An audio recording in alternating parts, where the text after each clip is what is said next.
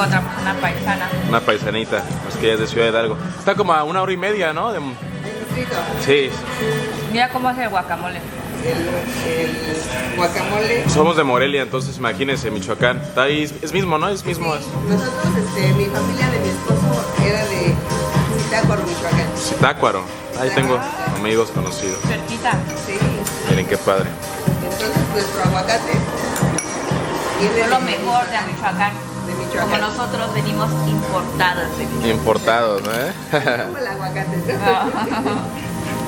Y obvio, Benita, la que le está haciendo su guacamole, también está importada igual.